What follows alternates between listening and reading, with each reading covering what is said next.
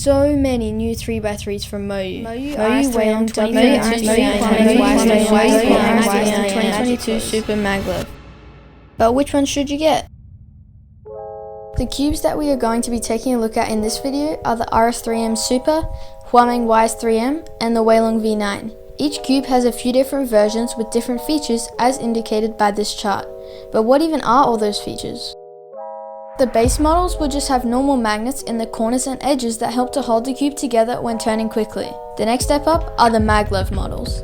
Maglev is short for magnetic levitation, and that's because they use two repelling magnets instead of a spring on the screw. This means that there is way less friction than a regular spring and screw, leading to faster cubes with no spring noise. Gears. Then there's the ball core cubes.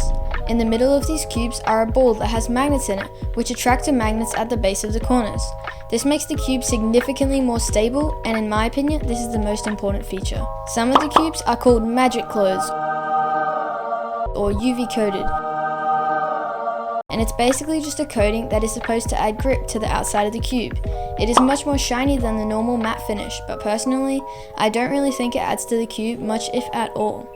Also, at the time of making this video, UV coated cubes can't be used for blind because the coating makes it impossible to remove the logo, which makes them not legal for official blindfolded solving.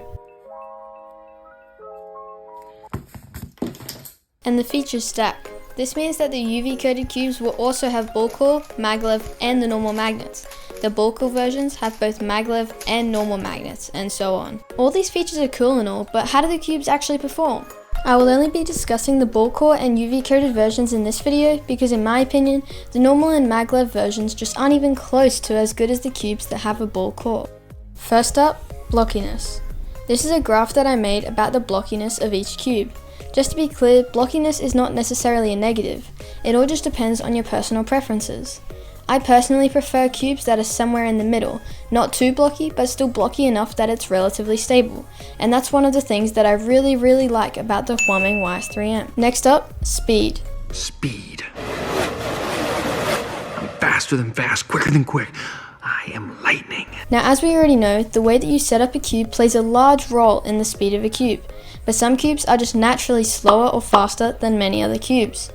This is a graph that shows the speed of these cubes. Wait a minute, where's the Weilong V9? It's all the way over here. I mean, it's not actually that fast, but it is really fast. As you can see with the Weilong V9, it is incredibly fast. Perhaps even too fast for some people, although it can still be slowed down. I managed to slow it down just enough that is actually really good for me. The other cubes are a perfect speed in my opinion, and they can be easily adjusted to your preferred speed using lube and adjusting the cube to your preferred spring compression. Another crucial aspect of a cube is corner cutting, and again this will differ from setup to setup, but I find that some cubes are just a bit better at it than others.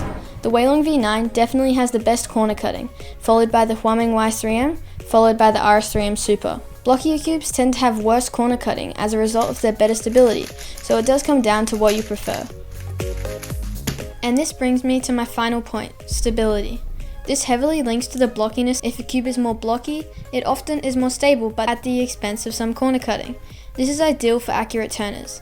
In contrast, cubes that are less stable often have better corner cutting, which is ideal for inaccurate turning.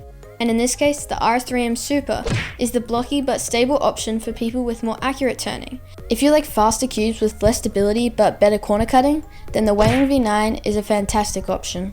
Wait. What about the corner cutting on the YS3M? Well, because the YS3M is a little bit blocky but not too blocky, it gets the benefits of good corner cutting and good stability without the downsides of being unstable or having bad corner cutting, which is yet another thing that makes this cube incredible.